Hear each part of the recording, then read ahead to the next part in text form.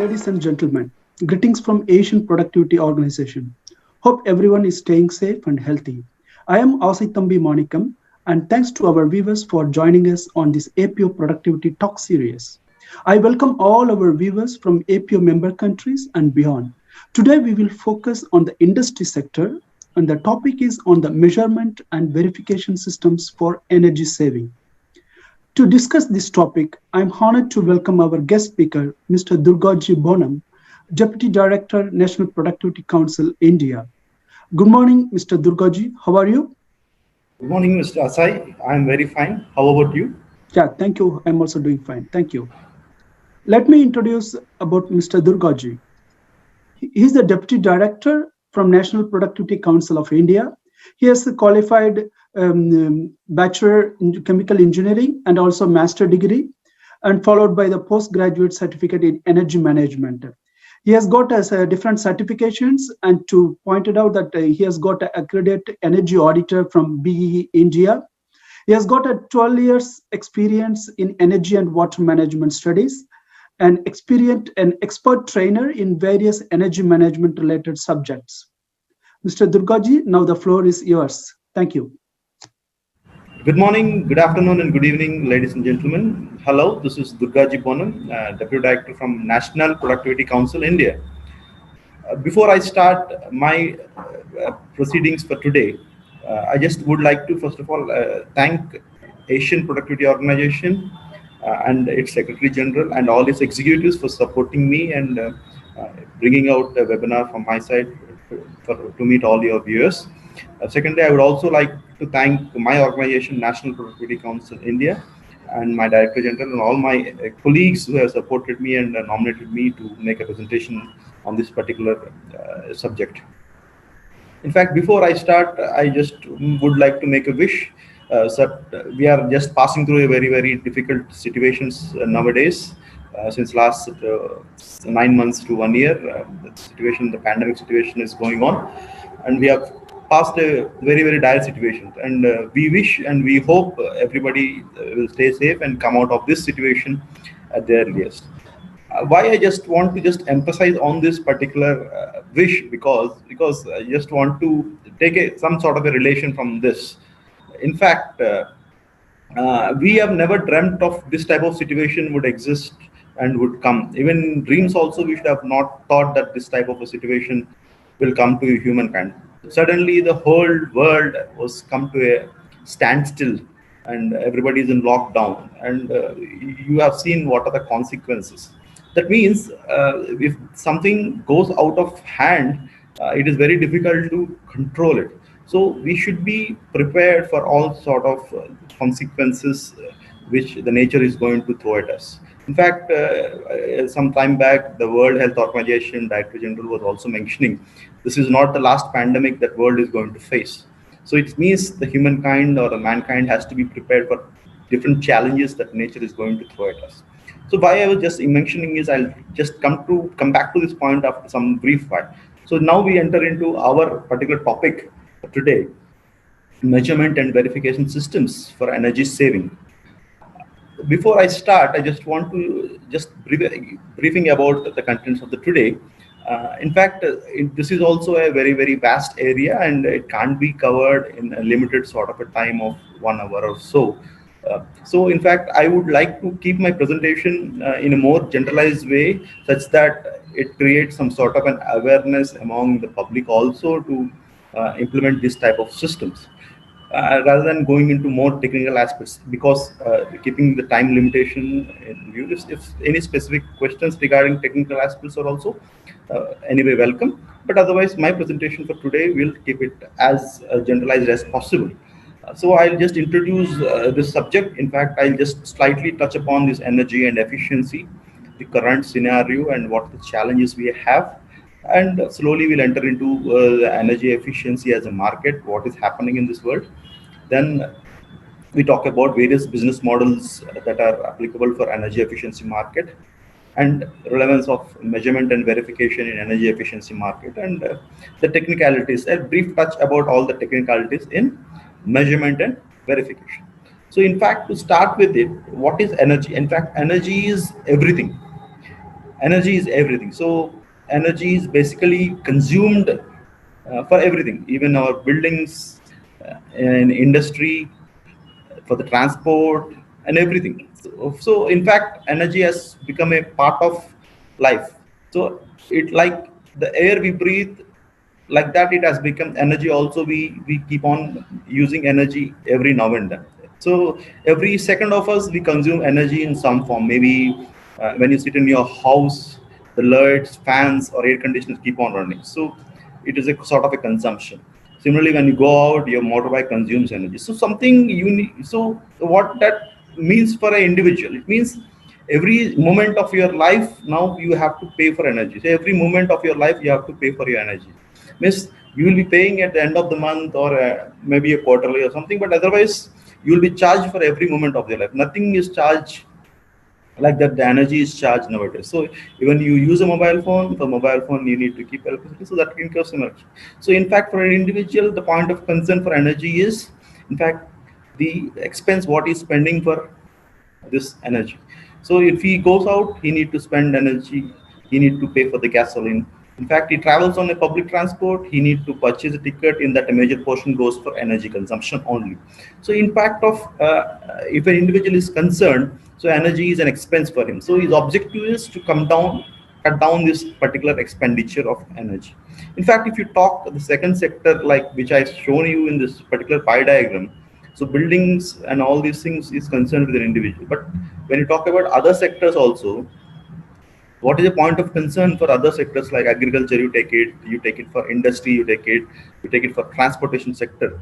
So every sector keeps on consuming energy. So they keep on working with energy. So every work they do, they have to spend energy, and for every energy they spend, they need to pay the cost. So in fact, energy is one of the main resource for them to operate, apart from the manpower and the other resources. So in fact, you take an individual, if you take an industry, the major concern for them is the energy bill with regard to the energy. So when we have talked about an individual perspective, we have talked about an industry perspective or a transport sector perspective. But if you talk about a global community, so what are the concerns we have regarding this energy? So in fact, when you talk as a society, when you talk as a country, so what concerns we have regarding this energy, particularly if you group up all the concerns what the present world is facing, basically we can club with them into two particular categories. One is your energy supplies, energy shortage. Means whatever your major source of energy is, your coal, oil, or natural gas. In fact, these are very limited, and they are not an infinite amounts are available in the nature. They are limited sources of this coal and natural gas and oil are available. But whereas these are the major fuels which the present world is consuming. So world depends upon of its energy requirement on these three sources of fuel. Anyway, I was just mentioning these sources are limited, and if we keep on consuming at this particular pace at which we are consuming, this will get depleted or come to almost an empty situation within a couple of decades. And in fact, I should also add here, the consumption of energy is going to increase because more and more people are coming out of from that lower income level group to higher income level, particularly in Asia and Africa region. So when you take as a world as a system, so more and more people are going to come up in their income ladder. So more and more energy consumption is going to increase. So our rate of energy consumption will be more and more better. So if we use it in a very higher pace, the resources will get depleted in a very fast fashion. So this is one of the major concerns related to the energy the world is going to face the next couple of years. So we have to get prepared. Similarly, one more still major concern what this energy is throwing at this world is the effects of this excess fossil fuel consumption. In fact, everybody is aware when you consume energy from the fossil fuels, they emit the greenhouse gases such as carbon dioxide. So this carbon dioxide, when emitted too much, it has some climatic reactions. Means the more carbon dioxide goes into the atmosphere, the average temperature will increase. So this will create other consequences like sometimes when the temperature increases beyond a particular level, your melting of ice caps, it melts, it comes into seas, you're raising sea levels, and all these problems. This is a separate area, but it going to create a lot of problems regarding this climatic change, and your food crop patterns will change, your climates will change, your seasons will change, and all these things. So this is not a desired situation, and it is a very dangerous situation. What the scientist community or the leader, I mean, all group of leaders from the world community are urging all the world nations to bring down the energy consumption, because, in fact, if the situation goes out of hand, it seems the energy increase should be limited to below 1.5 degrees for a century. In fact, if it crosses average temperature rise crosses this 1.5 or 2 degrees, there will be some irreversible reactions, and it will have a lot of consequences, and we can't cope up. That's what I was mentioning in my start of my presentation. When an uncontrollable situation, when the situation goes off hand, we can't control it. So we should be prepared for all this. So this is the warnings which the scientific community is telling to the world and the world leaders, that we have to act now. Otherwise, maybe within by 2050, we have to act, and we have to cut down these emissions to almost whatever emissions we are having, that has to be come down to almost zero level. So we have to cut down the emissions to almost 100% level to avoid this type of a havoc that may happen if we are not acting on it. So in fact, these are the two problems which the world is facing because of this energy. So in fact, we need to act on it. How do we act on it? So basic concern is energy shortage. So we can't refill those fossil fuels again. So once they are consumed, they are consumed. So we have to find a alternate source of energy. And the climatic concern also, we have to avoid usage of this green fossil fuels which are emitting this greenhouse gases. In fact, it is not. So basically, the solution for both these problems is you have to come out from this fossil fuel usage. But to come out from this fossil fuel uses, our energy demand, how our energy demand will be met, in fact. So I'll just go to this. So if I sum it up, my problems as an individual, excess will is a problem for me. As a community, as a global community, energy crisis are an issue for me, and global warming is a major problem which I'm going to face, which it has to be controlled within the next 30 years. Otherwise, these things will go out of my control. So how do I act on it? So in fact, how do I cut down my fossil fuel consumption? So there are various options which the scientific community has given to the governments, how we can cut down our emissions to zero level, almost zero level from the present level. In fact, these recommendations keeps on changing from year to year. Maybe if you take this particular recommendation from 20 years back, maybe in 1995, maybe 30 years back, I think so, maybe 25 years back, 1995 or 2000, if you consider it, this recommendation was saying you have to cut down an emission to maybe a 2005 level or 1995 level. So we have some, at least some cushion on it. Since we are not able to achieve the emission target set by those recommendations, so our target or our controlling mechanism, our target keeps on increasing. Now the scientific community, what it's saying is, in fact, we have to cut down the emissions to almost zero level. It means net zero emissions. We have to go to net zero emissions by 2050 to meet the challenges which the climate is going to throw at us. In fact, how do you meet these challenges? The major problem is you have to cut down your fossil fuel consumption. How do you cut down your fossil fuel consumption? In fact, I should have a replacement for it. So if you ask me the replacement, generally we have the answer. We can say we have a renewables with us, the solar we are coming up, and the wind energy is also there, hydel, nuclear. So all these things are there. These are all forms of a clean energy. I can say that my energy targets can be met, energy requirements can. But however, uh, so even though we keep on adding these renewables, no, it can't meet the complete requirement of the world which these fossil fuels are today. But maybe it may meet around 30%, 40% of the present requirement. So what about the rest 70% of the requirement? So there should be other tools and techniques.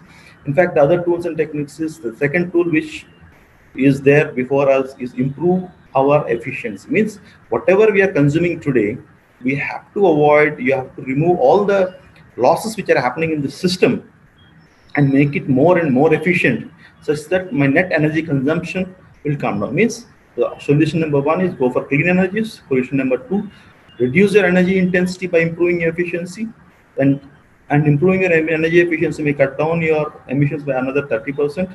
So overall, renewables and the energy efficiency may cut down your emissions by 30, 40, 60, 78%, and rest 30% we have to find out other switches or other ways how we can do it. Maybe you might have heard about this carbon storage and sequestration. Like you capture, you meet those energies, whatever the balance 20% with the fossil fuels, and whatever emissions is happening by the fossil fuels, you capture the CO2, the greenhouse gases, and store it under the sea or under the this is called as carbon sequestration. So these are various solutions which has been put forward.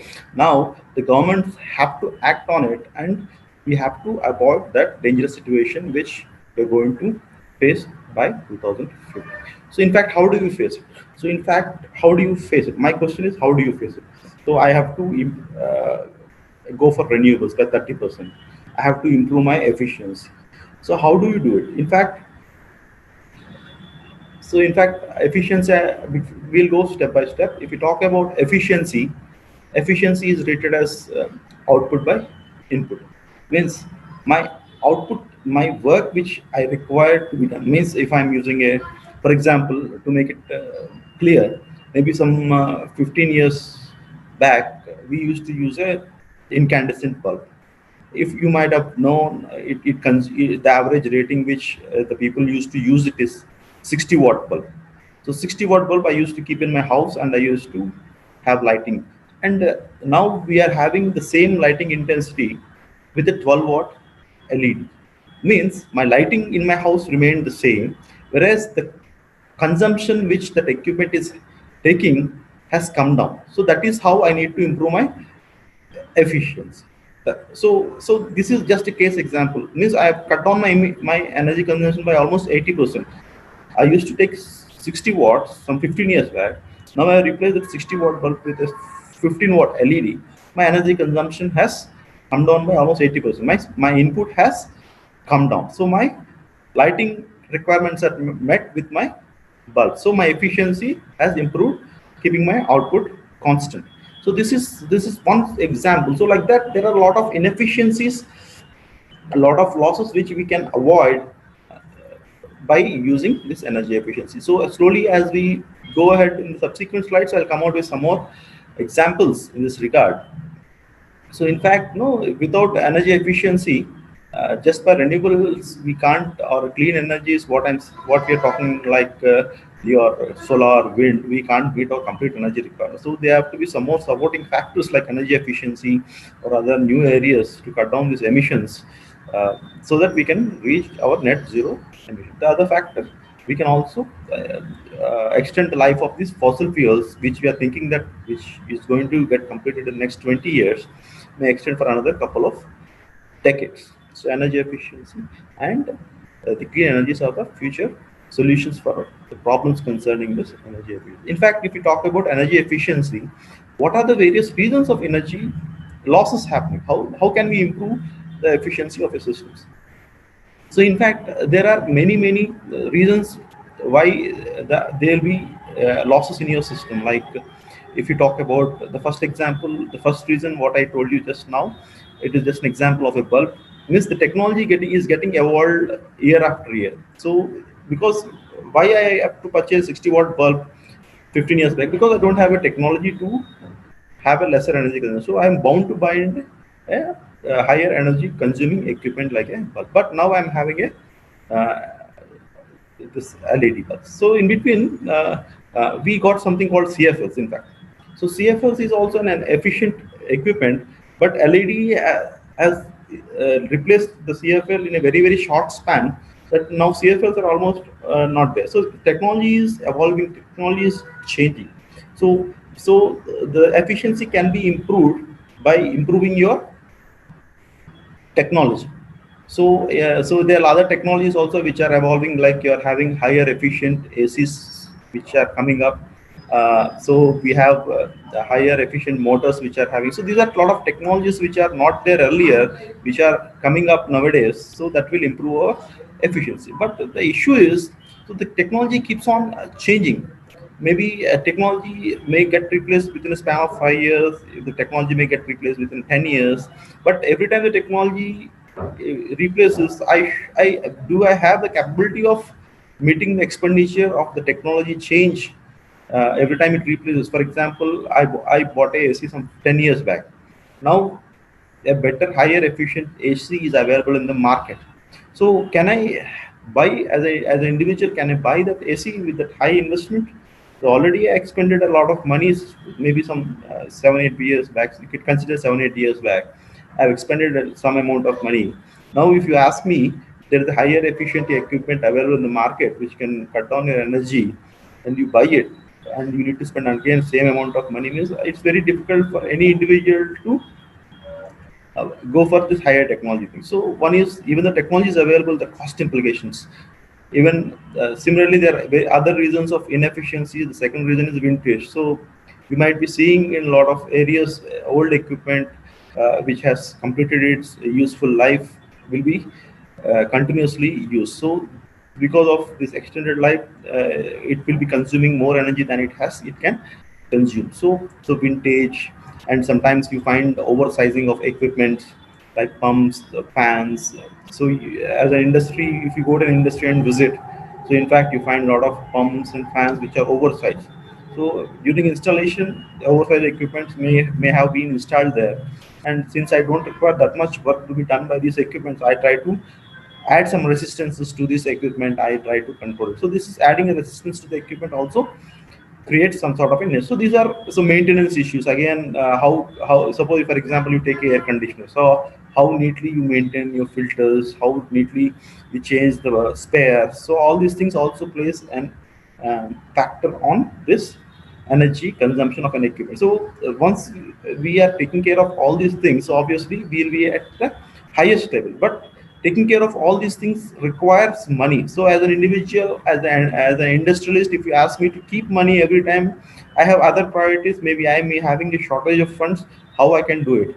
So we have to find out a solution for the capital for this energy efficient equipment. So if we categorize why there are inefficiencies, why people can't invest, is the lack of awareness. Because the people are maybe not aware that when I'm getting the useful work from a particular equipment, so why I need to bother about the energy. So maybe that may be the thought process some people may be having. Otherwise, so if you talk about a bulb, so bulb, how much it is consuming? Even though it is comparatively higher consumer than LED, overall, if you take the bulb energy consumption, maybe a very very minute part of the total electricity bill. So when you but the way it has to be analyzed, if it has been analyzed, then the people will definitely go for efficiency. So that's what the first reason is: lack of awareness is one area which is impacting this energy efficiency. And the other areas, like there may be other priorities for industries, like production is more important, so energy will be the second priority. So production is more important, so that may be also leading to less efforts towards energy efficiency. Or investments, so higher investments may be required for going energy efficient, so I might not have that much capital for energy efficiency, so that also may create. So these are all a lot of factors which are creating which are leading to lesser importance for energy efficiency. So we have to come out with a model how we can avoid or how we can overcome all these issues with this energy efficiency. So if we go for energy efficiency, obviously I was telling you, so my energy consumption will come down, my savings will increase because of reduced energy bills, and my productivity levels will increase, my competitiveness among my fellow industries will increase, it will reduce the greenhouse. So a lot of advantages it has if you go for energy efficiency. So we have a lot of advantages. But how do I go for energy efficiency? As I was discussing in the earlier slide, we need to do a lot of operational changes. Means I need to install a newer equipment, energy efficient equipment. I need to add some extra parts for it. I need to take up the maintenance activity continuously. So all these things incurs money. In fact, one more important area which we have to concentrate is, so for example, if you're staying in a in your house, you may be aware that, yeah, this particular bulb, which is 60-watt bulb, is consuming more energy. So there is a higher efficient bulb called LED in the market, it is consuming lesser energy. So I can just do a rough idea and I can get it replaced. But if you take a big facility like industry where hundreds of equipment, hundreds of motors, hundreds of fans, hundreds of chillers, a lot of equipments are there. Like you have a lot of boilers, process equipment. So each and everything I can't concentrate. So in fact, no, there should be some dedicated scientific study which has to taken up at a facility, first of all, to come out with what are the possible areas for energy improvement. In fact, we call this particular study as energy audits. So energy audits have to be taken up in a large facilities or a medium facilities to identify all the possible areas for improvement in energy efficiency. So they have, in fact, not only they have to come out with areas for suitable improvements, so they have to come out with suitable solutions for all these improvements. And all the solutions which have been brought forward have to be technically and financially feasible. So technically means the process requirements you should not disturb. It should be available in the market. It should, whatever investment is happening on it has to be calculated whether the investment will be paid back in the stipulated amount of time or not. So all these things have to be come out in a energy audit study, or it is called as the investment grade energy audit. So it has to be taken up by a professional agency or a professional person who has good experience on these energy concepts. So first of all, going for energy efficiency, first of all, the first step for energy efficiency is taking up a energy audit. So energy audit, we will identify all the scope areas in the industry where the possible improvements can happen, and whether all these possible improvements will yield sufficient technical and financial feasibility or not, and what is the payback on my investments, everything. So this has to be either taken up by an external agency who has sound knowledge on these energy areas, or if we internally have a team or a capable person with good sound knowledge on energy efficiency, he himself can take up this particular study. So this as an industry, if you ask him, some industries can go for it because of seeing the benefits of the study. But for some industries, this particular action may be a secondary priority. So in fact, there should be some other driving force which should motivate all these consumers towards taking up all these initiatives. So how we are going to make motivate all these people to go for all these initiatives? We'll just see in the subsequent slide.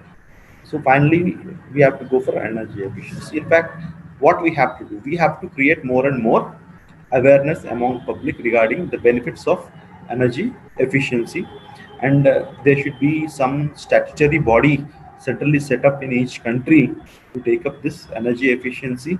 And we should also see that the technology availability, I mean, whatever I'm just mentioning in this particular slides is this, that a particular society or a particular country has to make it available such that the energy efficiency market will move forward. So suppose if the government is the regulating body or responsible body for the energy efficiency in the particular country, so the government has to take a lot of awareness among the public, more, educate them about the benefits of energy efficiency and all this.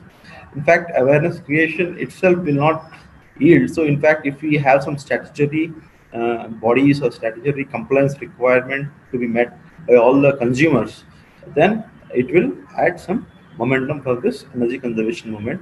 And in fact, we also need to tie up with this equipment vendors, technology providers for these technologies. And we should, at the same time, we should also have the capable manpower. We should build up the people who are efficient, who are capable of dealing with this energy management subjects, who can take up the studies and all these things, so that like making energy auditors, energy managers in the country, so that they will be one of the key drivers for moving this energy efficiency movement in a country. And the governments also, or international financial agencies can also make some financial support programs for uh, pushing this energy efficiency movement. and we can also create some sort of a market competition such that you give a target to industry, you achieve the target, it's good. If you overachieve the target, you'll be rewarded. If you are falling short of a target, you'll be penalized. Such sort of a market competitiveness if you are able to create. So these are all the various drivers for energy efficiency market. So this is the same thing whatever I've discussed in the previous slide. Same thing I've just incorporated this slide. What has happened in the last 20 years? The same thing whatever I discussed in the previous slide. The same thing has happened in the last 20, 30 years in most of the countries. In fact, most of the countries almost followed the same track path. So a lot of awareness has been created among the general public. So most of industries are aware about this impacts of this energy efficiency, and energy conservation acts and laws have been created in many countries, and statutory bodies are also have been established in most of the countries to look after the energy conservation endeavors. And as I was saying, in few countries, for example, India, or you take it in Europe, so the major consumers of energy are industries. So industries, all the industries were given a specific target uh, of reduction in energy consumption in a stipulated amount of time. So if the industry is able to meet the stipulated target, it is okay. If the industry is not able to achieve the target, the industry will be penalized. If industry is achieving more than what it has to achieve, then it will be rewarded. So this sort of a market-driven programs are also created. So a lot of things have been created in the last 20, 30 years, and it has created some good results. And in fact, it is a lot of things have to be done in the future to meet our energy efficiency targets.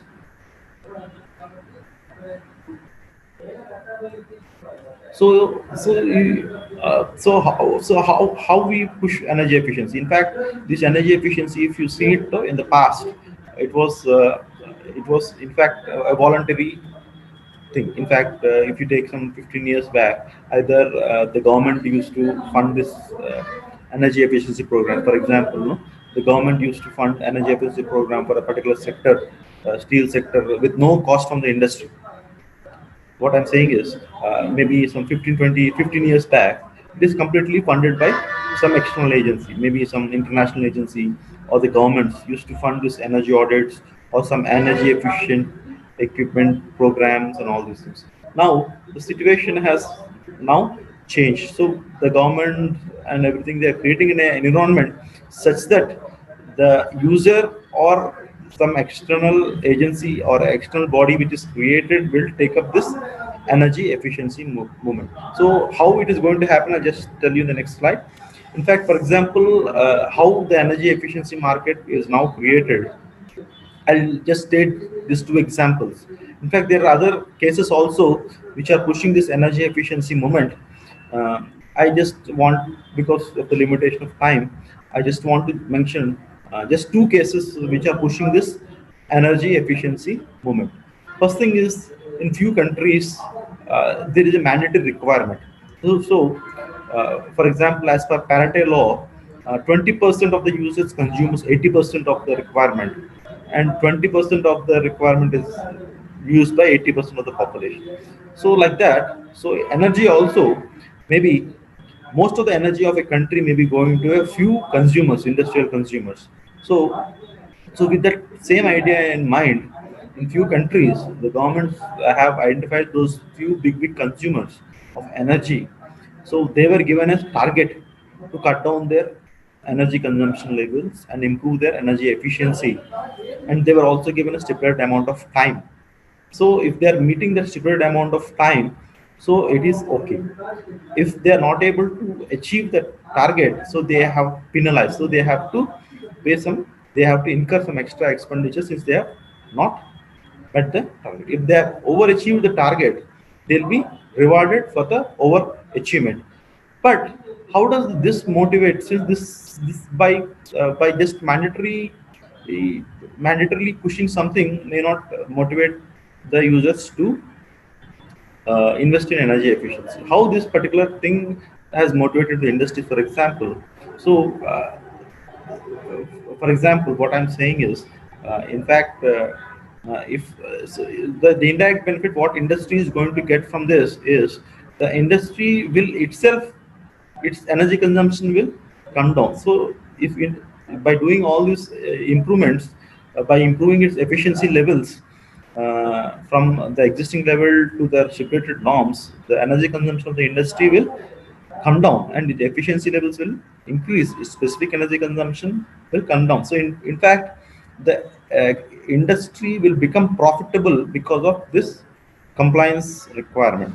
And if it is overachieving its requirement, overachieving the target which is fixed, so it will get extra rewarded. So it's a market mechanism which is driving this energy efficiency. So in fact, so the government has given, suppose the statutory agency might have given a target to the industry.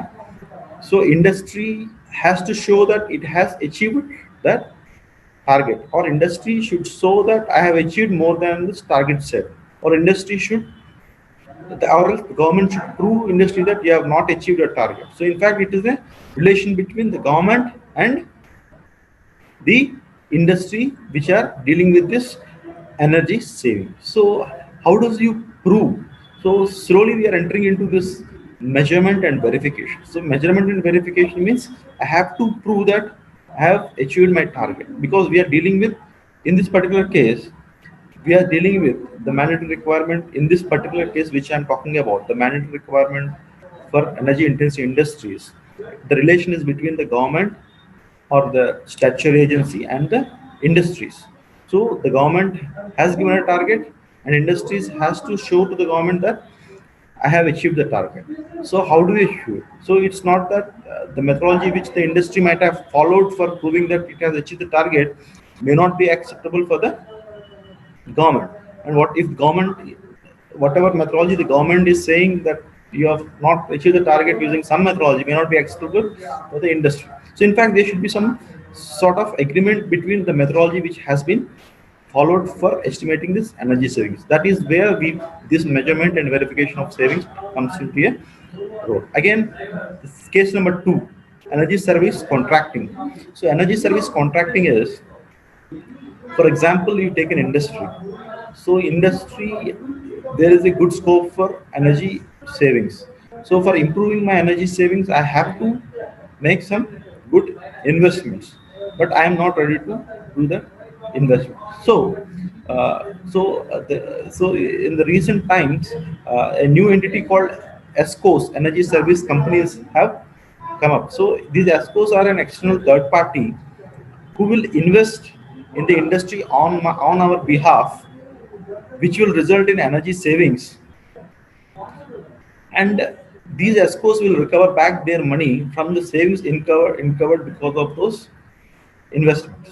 Whereas for the industry, what is the benefit is the industry has to continue paying at the same level what it is paying now. So for industry, for the next sometime, it makes no difference, because anyway industry is not ready to invest and get the saving benefit. So what ESCO is an external agency who comes, who invests in the particular industry and gets the savings, and that savings, the ESCO will recover its money. So now here the relation is between an industry and an external agency which has given the savings. So it is a relation between two parties. Again, there should be a mutual agreement on the way the energy savings are calculated. So like that, if you see different type of environments, so there are many stakeholders which are involved in this energy efficiency market. As I already told you, the one of the major player in this energy efficiency market is energy service companies. So energy service companies, as I told you in the previous slide, so energy service companies are an agencies especially created for improvement of energy efficiency. So these people, these agencies will find out an industry, they will carry out an energy audit. So energy audit also we have explained some time back in previous sections. So these ESCOs will do a mandatory energy audit in an industry, come out with a good number of recommendations how an energy efficiency can be improved, and an MOU of understanding will happen between this ESCO and this industry where the improvements can take place. So the agreement can be different models. One of the model which I can tell you is, so the ESCO will invest in my industry and do the improvement of my energy efficiency. So my efficiency improves. So I'll get the results. Whereas Since I have not invested anything, since ESCO has invested, the agreement between ESCO and myself is, so I have to pay my energy consumption bills for next maybe an agreement time of maybe 2 years or 3 years at the same level how I'm paying it now. And with this difference between the savings achieved and the payment, the ESCO will recover the money at the end by the end of this agreement time. So once the agreement time is over, maybe a stipulated time of 3 years or 4 years, the technologies will left to the industry. So what is the benefit the industry is getting is industry is getting a new technology without any investment after span of some time, after span of this agreement time. So overall, what is happening is ESCO, a new business model has been created. ESCO is able to invest in a company. It is going to take its revenue from that investments. The industry, the user, without any investment, I'll get a new technology immediately, and I'll own the technology maybe after some time. So these are the two stakeholders, major stakeholders. In fact, the ESCOs also may not be having the money to do the capital investment. So ESCOs also has to depend upon some financial institutions for sourcing the funds. So financial institutions are also one of the stakeholder in this energy efficiency market, and the equipment manufacturer. Sometimes ESCO also may tie up with an equipment manufacturer, suppose a chiller manufacturer or a lighting manufacturer. So there are different manufacturers. So sometimes equipment manufacturers can be a ESCO. So for example, a chiller manufacturer can go a MOU with an industry, and he can give us efficient chiller in your industry, and the difference of the savings he'll recover his money, and after a span of some time the equipment will be handed over to the industry and the equipment manufacturer goes up. So these are the various stakeholders involved in this energy efficiency market. In fact, every transaction is related to the savings achieved in this energy efficiency. Because of this energy efficiency, the savings achieved. So there should be a methodology how we can prove that savings are really achieved. Why I am emphasizing a methodology has to be there to prove that savings has been achieved, because I just tell you a case. In fact, for example, my consumption this year may be considered 100,000 units per month. Okay, 100,000 units per month, and I've implemented a technology. So my consumption has come down. Has generally, if you improve technology, you feel that the consumption will come down. But if suppose if I get uh, 150,000 units per month. In fact, I consume more 50,000 units per month. Then you will say that the energy consumption has increased. I have not gained the savings. So energy consumption just doesn't be same. In fact, energy consumption depends on various factors. Maybe your production levels might have increased. Suppose if you take a case of a hotel, for example, we take a case of a hotel which whose energy consumption depends upon the uh, number of rooms occupied.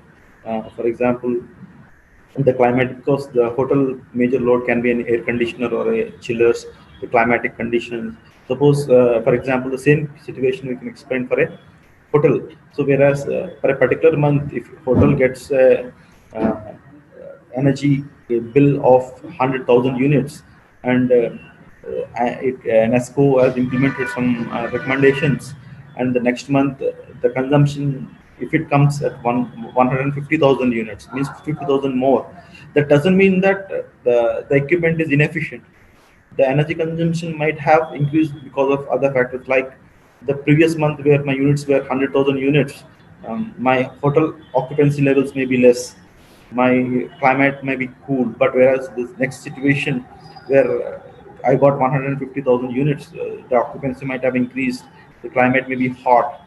So we have to take some adjustments. Means what I mean to say is, if at all in the second month where I got 150,000 units, you have to, if this equipment, these energy efficient equipments are not there, you should have got 200,000 units, maybe 200,000 units. So at least because of this equipment, you should have saved some 50. So there should be some standardized procedure how you can conclude you are able to get the savings. It's not subtraction of the electricity bills from previous month to this month. So there should be some standardized methodology how you can exactly compare the energy consumption if that efficient equipment is not there and if efficient equipment is installed. So the exact comparison has to come up. So there are various methodologies how you can do it.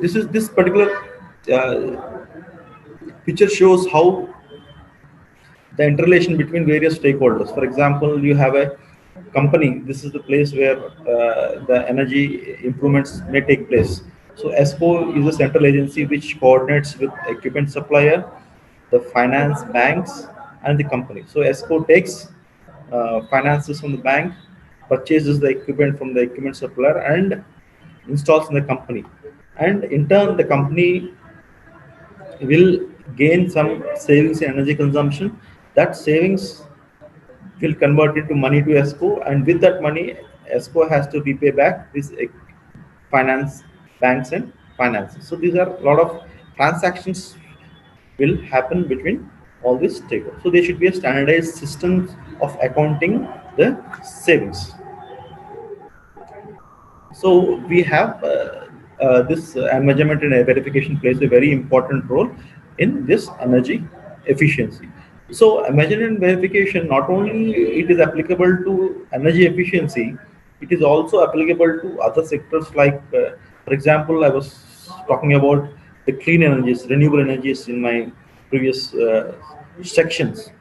Renewable energies also we have this measurement and verification. In fact, the measurement and verification in renewable energies is not as complicated as this energy efficiency because suppose in a situation you might have installed a solar power plant.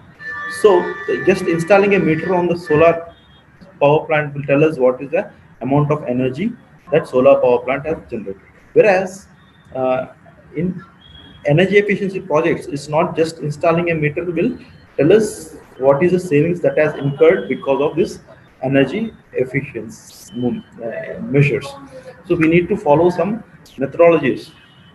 So this graph is taken from this IPMVP, this is International Performance Measurement and Verification Protocol website. So this graph shows, so you can see my energy consumption used to be like this. So suddenly I have implemented some measures in my organization. So this green line indicates my present energy consumption.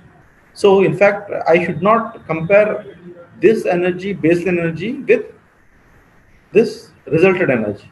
I should compare if this option was not there, what would have been my energy consumption in this particular time period. So you can see this and this graph is not equal. This particular graph shows slightly more. In fact, we have to compare what would have been my energy consumption with this option is not there. So there are different methodologies which have been stipulated by um, various countries and various organizations. But the most famous one, which is very acceptable in most of the regions of the country, is from this efficiency evaluation organization's protocol called International Performance Measurement and Verification Protocol. It is called IPMVP. So it is from United States, and so this started. It has a lot of evolution upon almost 20-30 years. So in 1990s, the concept of this measurement and verification started in this United States, where a lot of this energy efficiency programs have happened. So they thought a better evaluation, a standard protocol should be established, and they started this organization and this protocol IPMVP. So this protocol is mostly acceptable in most regions of the world, but there are other protocols also in Europe. You have a separate protocol, but almost all protocols, if you see, almost they have almost same sort of require except the minor changes. Otherwise, IPMVP is the most accepted protocol. However, the few countries they customize it as per the country's requirement. So this is the definition what it is given in MNV by IPMVP. So and what it states is energy or water or demand savings cannot be directly measured because savings represent absence of energy or water or demand. Instead, savings are determined by comparing measured consumption or demand before and after the implementation of the program and making suitable adjustments for changes in the condition. In fact, so this is the basic equation which we use for calculating the savings. So what does it save is, so what was my baseline energy consumption and what is my present energy consumption plus or minus adjustments. Maybe I was talking about the hotel case. There are two months, 100,000 units and 150,000 units. So even after implementing these recommendations, my energy consumption has increased. But I have to normalize the situation. If my recommendations were not included, what will my energy consumption? So that is what we talk about adjustment. So maybe you have to compare with a situation where you have the same type of conditions, like same occupancy levels or same climatic conditions, then only you'll be able to get it. So we can follow we can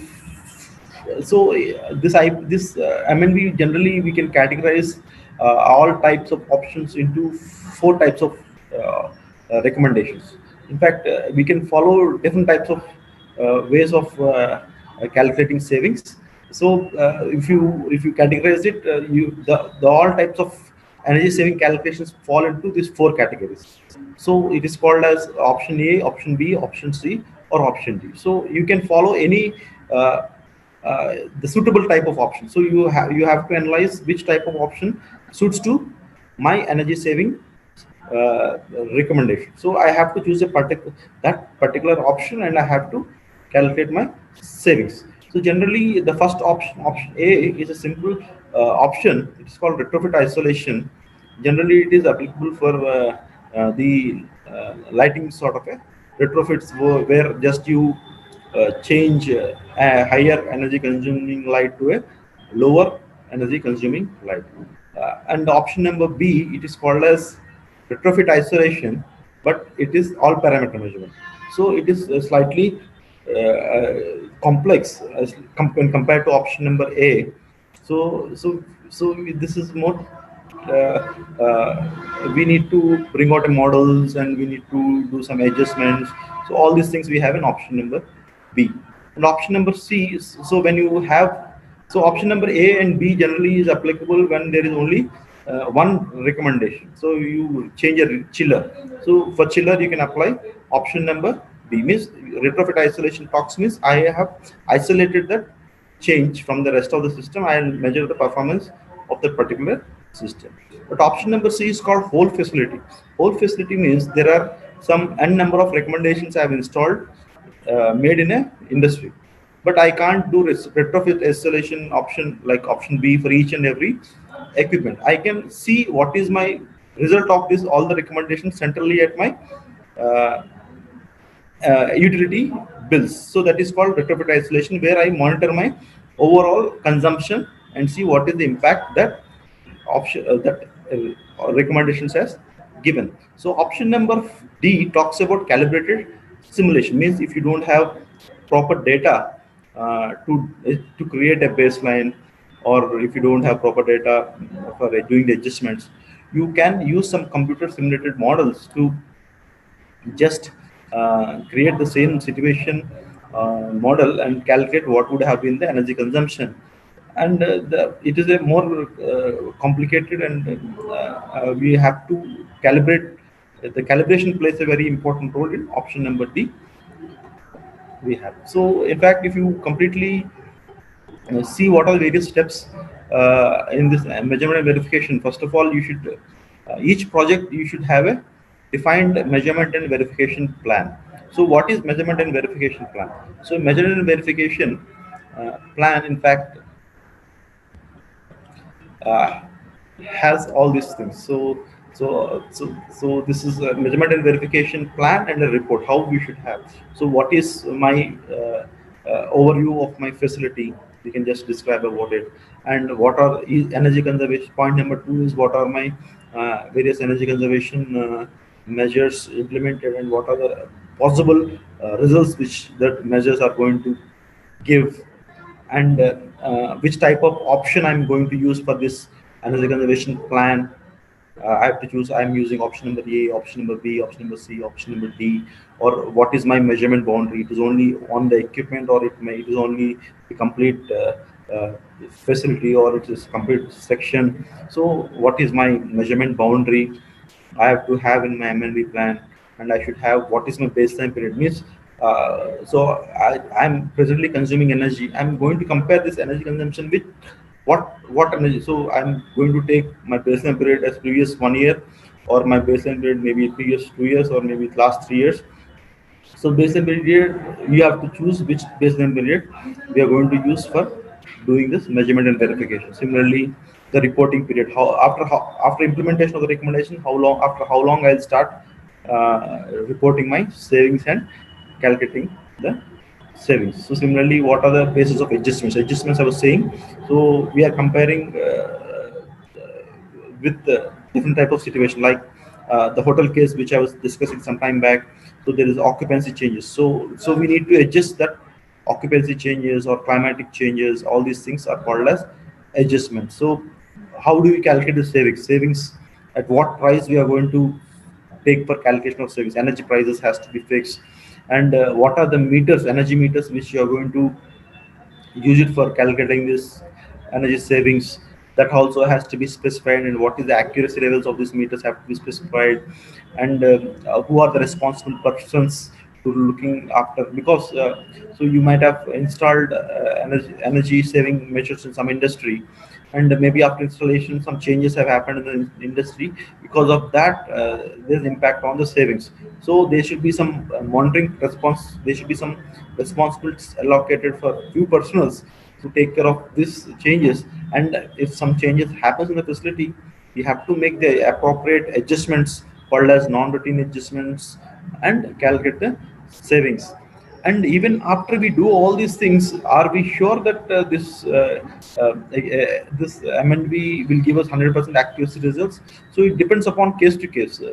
So the more you want the accuracy levels in an MNV plan, so the more investment have. So always these MNV and measurement and verification all has some sort of a accuracy levels or some uncertainty levels, and this MNV also incurs some money. So we need to allocate some money for this measurement and verification, for taking care of the requirements of this MNV, and what are the report formats. And we should also ensure that we are following all the quality requirements. So like the third party quality assurance can be also employed for this MNV, such that there will be no disagreements between all the stakeholders in a facility. So, and after you do this MNV, so at a regular intervals you have to conduct this post installation verification activity. Means so after energy conservation measures have been installed, so we should see whether those recommendations have been installed as per the required guidelines or required uh, quality requirements, all these things, so that you will be able to achieve the required savings. So this is how we have to take care of this measurement and verification activities. So this is the broad overview what I've given of this measurement and verification, and energy and efficiency concepts. Something is there, we can just see it in the Q&A session. Thank you for giving me this opportunity. Thank you very much for your wonderful presentation, and I'm impressed to know how MNV systems result in more energy savings, and how important it is to have MNV systems under this global warming period. Energy saving estimation by graphical representation was very clear, and you also mentioned that going for clear energy from fossil energy and reducing the energy consumption efficiently is a kind of ways to go. And also you explained that there are different ways to improve the energy efficiency in our system, and also various options available for MNV. Thanks again for your valuable presentation, Mr. Durgaji. Now we shall enter into the Q&A session. So how can we ensure that the results evaluated in an MNV procedure or as accurate as possible? So it's a nice question, Mr. Asai. The question is like, our MNV results are 100% accurate. So this is we are comparing our results with something which is not present. So savings are the things which are not actually present. So we are getting some values. So that we are comparing with something which is absent. Means we are creating a model. If the measures are not there, how much I would have achieved the savings. So this estimation will always carry some sort of a error in it. So MNV results are not 100% accurate, but the more care is taken in every and each and every aspect, like each and every aspect of your measurement. Like if you increase the levels of your data measurements, the accuracy levels will increase. The meter if the meter calibrations are good, the accuracy levels will increase. And the more data you take it for baseline, the accuracies are increase. So the more you calculate, the more data you take, the more accuracy you will get it. So the accuracy levels are always depend upon all these things. But otherwise, the thing is, the more accuracy levels you go, the more investment will be required. So whether we are able to get those whether that much accuracy is required depends upon situation. So we, before starting of a project, generally we have to fix between the ESCO and myself what is the accuracy levels we want. So for example, the accuracy levels of 90% with 20% with 10% uncertainty is acceptable. Then we have to create an MNV according to that. Suppose if I say I require more accuracy levels, means I have to do many more investments. So accuracy levels depends upon the extent to which the MNV is being employed. Thank you, Mr. Durgaji. I got a clear point that if you want more accuracy, means you need more data as well as you need to invest more so that your accuracy level goes up. Yes. So we can reach up to some level, and it is very difficult to go up to 100% accuracy levels.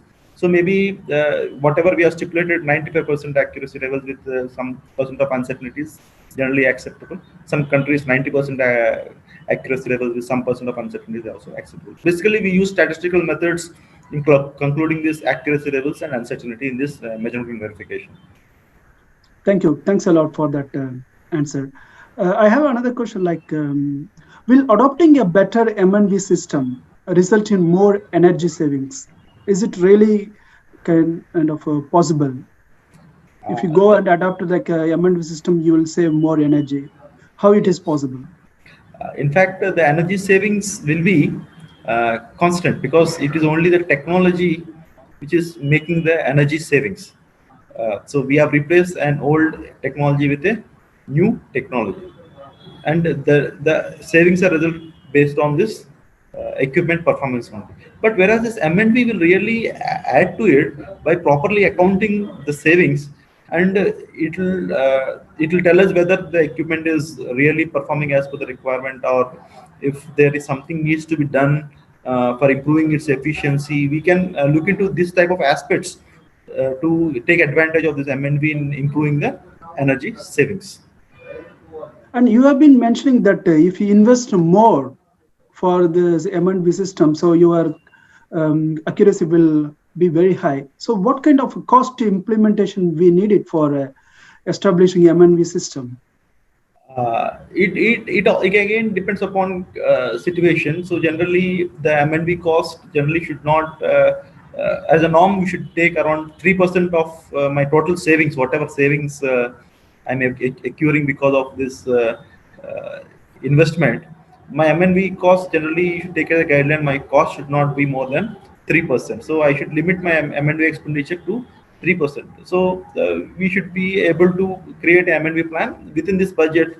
So basically, the investment for this MNV would be the consultant who will be doing this methodologies, and maybe some equipment for measuring the energy consumption levels, or some monitoring responsibilities allocations, and all these things. So we have to see the budget also into consideration before deciding what we have to do for this MNV and what accuracy levels we are going to go for it. If there are any kind of sudden changes in the overall industry or the system or operating process or methodologies, how should be the MNV system respond? That is what this plays a very important role in MNV. So MNV basically helps us in dealing with this type of situations. In fact, if suppose after you install a situation, after you install a equipment, some changes have happened in the industry. So this will really impact that quantification of energy savings. So we have to, before install an equipment, so we should create a actual what is the boundary which we are doing this installation. For example, a simple case I'll tell you. For example, my energy consumption in my hotel there are some 10 ACs, for example. So before I do this implementation, I should see that these 10 ACs are recorded in this MNV plan. And if suppose after installation of the energy saving measures, if I suddenly remove two ACs from my consumption, so or I add two more ACs, maybe before installation 10 ACs were there, and after installation, due to the increasing demand, I added two more ACs. So I have to do something called this non-routine adjustments. That is what we are talking about. When I was mentioning about that equation for calculating savings, base energy consumption minus reported energy plus or minus adjustments. So whenever a change happens, we need to appropriately account for the impact of the change. So to account appropriately, first of all, we need to properly document or keep an eye on all the existing system, and the monitoring responsibilities plays important role. So whoever the individual is giving the monitor responsibility should actually take about these changes that are going to happen in this industry or a facility. And whenever a change happens, appropriate adjustments have to be made for this calculation procedures. So in that line, I have another question. So will adopting the MNV system in energy efficiency projects, will it affect the usual functioning of equipment or appliances? Generally, no. So it should not interfere into your regular operations. So MNV has to take care that your regular operations should continue as normal, and MNV has to responsibilities only to account for the savings. Ideally, the MNV will not impact the regular operations of the industry or the facility where these measures are implemented. In one of your presentation, you have explained a very simple example that changing from incandescent light bulb to the LED bulb with the same same for the same output, the input is different. So with that like a kind of a clear idea, so when we go for the multiple installations of the same energy efficient devices in many places, like mass LED installations in a town or a mass motor replacement in a state, is a separate MNV plan needed for each installation? I'm just Yes, going from the simple bulb to yes, this mass yes, scale up yes. operations level. Just need to have your thought process on that. Yeah. Yes, Mr. Sai. So this type of situations generally we come across in this energy efficiency industries, because if you see most of the places in most of the countries, you might have seen the complete towns and villages, the complete changing over of the conventional lights with energy efficient LEDs is happening. So uh, so in that situation, we can't do each and MNV for each and every equipment.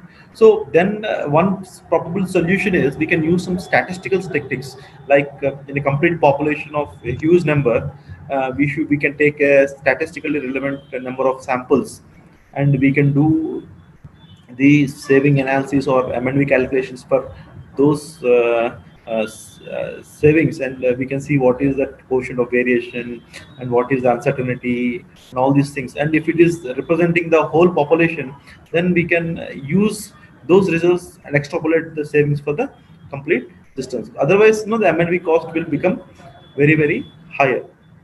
And could you just give us some specific examples of MNV system implementation?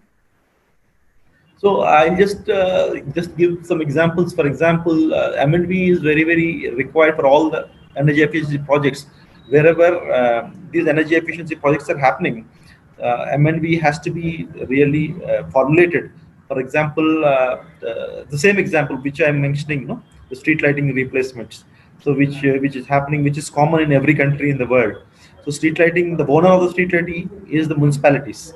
In fact, the municipalities are the owner of the street lighting. But who is replacing the street lighting? It's not the municipality who's or corporation who is replacing the street lights. It is some other third party who is replacing the street lights. That means when somebody is working in our vicinity and his municipality is investing for the street light, it's not municipality investing for the street light. It is the third party who's investing for the street light. It is ESCO, what I've told you. The ESCO is the person who has invested on behalf of the municipal corporation or municipality.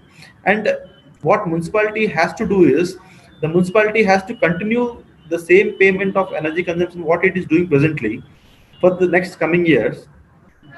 And actually the energy consumption will be lesser since the replacement has happened already, but municipality will be paying the old energy consumption levels, and the difference of the things will be used by the ESCO for recovering its payment.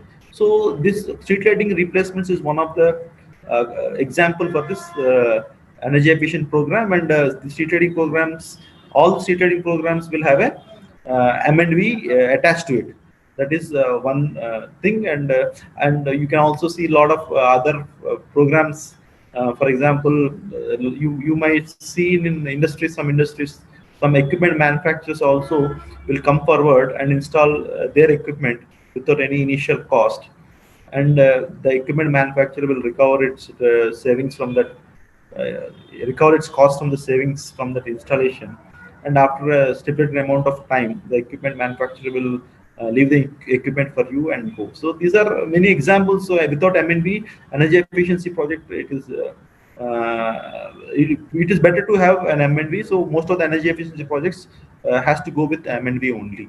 So now my next question comes like, so when we are going for the MNV installations, so should it be started internally, or should an external third party should be employed to conduct the MNV in energy efficiency projects? This is a nice question. And generally, MNV should be acceptable for everybody who is involved in this. So, like what I was mentioning, there is the facility owner is involved, the ESCO is involved, we have a banking financier is involved, equipment. So there are a lot of parties involved in it. So ideally speaking, if we have some third party who is neutral, who can prepare this MNV, it will be acceptable for everybody. So generally, at least even though you have an internal competent person who can do this MNV, at least that MNV plan which has been prepared, if it is authenticated by a third party, that will be acceptable for everybody. And doing MNV is also requires some professional eligibilities. Like so, we need to adhere to some protocol. Like I was mentioning, the very popular protocol, it is called IPMVP. So I have to prepare, because if I prepare MNV plan, it should be acceptable to everybody. Means it has to adhere to some standards. So I should mention that I am adhering to. In my MNV plan, I need to state that I am adhering to IPMVP protocol, and I have made it. So the person who is preparing that MNV plan should have a sound knowledge on what are the requirements of that IPMVP protocol.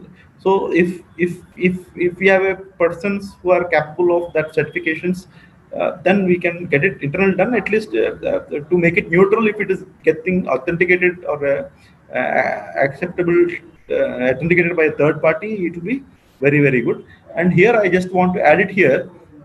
So generally, to prepare a MNV plan, the most popular protocol is IPMVP, and so a person can become a CMVP. It is, the person who completes that protocol is called as a CMVP, Certified Measurement and Verification Protocol, Certified Measurement and Verification Professional, CMVP. So a person with this certification can do this MNV plans. Now my question comes, now maybe MNV system is widely adopted or used in India. How about a worldwide scenario? Or is it same, or do they use different systems? So the MNV systems is very widely used in India. Also, it is a new concept. Maybe in the past 5 6 years only it is there. But otherwise, in United States, in Europe, or in the Middle East, it is a very popular concept.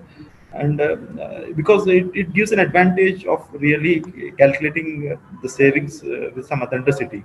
So it is a very popular subject, because the next 20 years there's a lot of investments which are going to go into energy efficiency projects, and all these investments has to be properly accounting. So everybody everywhere has to follow some protocols. So MNV is going to be part of almost every energy efficiency business in every part of the world, mostly. But the certification or this MNV protocols, either you can follow the internationally accepted IPMVP, or some countries they customize the protocols to their suiting to their requirements. Like Australia may be having its own IPMVP, MNV protocol. Maybe Saudi Arabia has its the MNV protocol customized to his requirements. So each country can customize the type protocols to suit their country's requirements. SMEs. So now most of the like SMEs, they do like a small factor, because energy efficiency is a kind of very important for their operations in cost saving. So is it relevant, these MNE systems, is it relevant for SMEs, and what exactly the benefits they are going to get when they install MNV systems? Could you please explain on those points? This is again one more important area, because you first of all, as you have rightly mentioned, SMEs are small entities which are there. But the number of SMEs, you take it, no, the number of SMEs are very huge, and the quantity of energy consumed by these SMEs, if you take it as a complete cluster, is also comparatively higher. So to efficiency plays a very important role in the operations of these SMEs. So SMEs, they'll be having productivity. So their productivity can be improved if the energy efficiency improves. Likewise, you see in most of the countries, a lot of governments are coming forward, a lot of international agencies are coming forward to fund this energy efficiency projects in this SMEs. But nowadays it is no only giving. So it is like you give it, you recover back the money. So in fact, suppose the government has come out with a plan. So I want to improve the SME in particular country. So government will fund some energy efficiency projects in SMEs.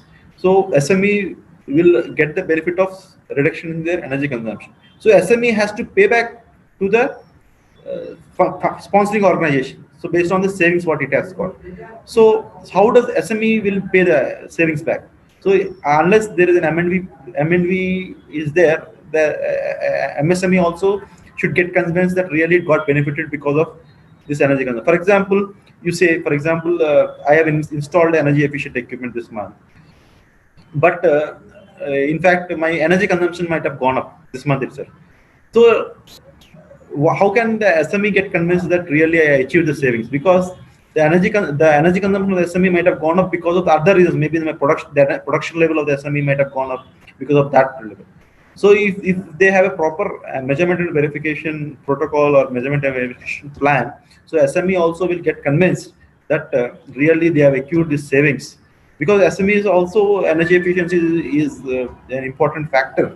So a lot of investments are going on in SMEs, and a lot of investments are going to go into SMEs for implement of their energy efficiency. And SMEs have the money also has to be recovered back from the SMEs and again reinvested back in some other sector for reaping the benefits. So MNV is required for SME also. So wherever we are doing this energy efficiency, MNV is a part of this energy efficiency. We have to take it granted. So you have been saying that the MNV is a kind of new concept, and it has been being adopted in different countries. So how do you foresee the near, mid to long term? So what kind of developments are going to happen in the field of MNV? So measurement and verification, in fact, it is almost a 30-year-old concept. It evolved from 1990s in the United States, and from then it was widely in use in United States. And This MNV is now also used because this part of the world, this energy efficiency has come an important aspect in the last 15 to 20 years. So slowly now MNV started getting attached to all these energy efficiency projects. So MNV has a long way to go for all these MNV energy efficiency projects in all these parts of the world where a lot of energy savings are going to happen, and a lot of scope area for implementing MNV also. And in fact, there is some developments are also happening in the MNV sector, like they named it as MNV 2.0. So where they want to use this automated metering systems and so data analytics and all these things in this MNV, so to make it more accurate and more real-time basis in MNV. Thank you. Could you please summarize your key takeaway messages for our viewers today? So my just points for this presentation is I just want to create because I can't give the complete core knowledge of this MNV in this stipulated time of 1 hour. My objective is just to create awareness about this energy saving, energy efficiency, and how to properly account for this energy efficiency using MNV. So it's that more and more people get aware of these concepts and they'll take it forward in implementing in their organizations. So with this, I conclude my points. Thank you. Thank you. Thank you very much, Mr. Durgaji, for your valuable insights and also a lot of information about the MNV systems. I hope all our viewers found your information very insightful and useful. Thank you so much. Viewers, as I informed earlier, I would request you to post your questions in the comment sections, and we shall respond those questions in the comment box after we get it from Mr. Durgaji. So thank you everybody for listening to me. Thank you very much once again. Thank you so much. APO Productivity Talk will be held every Tuesday and Thursday featuring world leading experts. So please subscribe this APO channel and stay tuned. Thank you so much. Goodbye. Stay safe and healthy.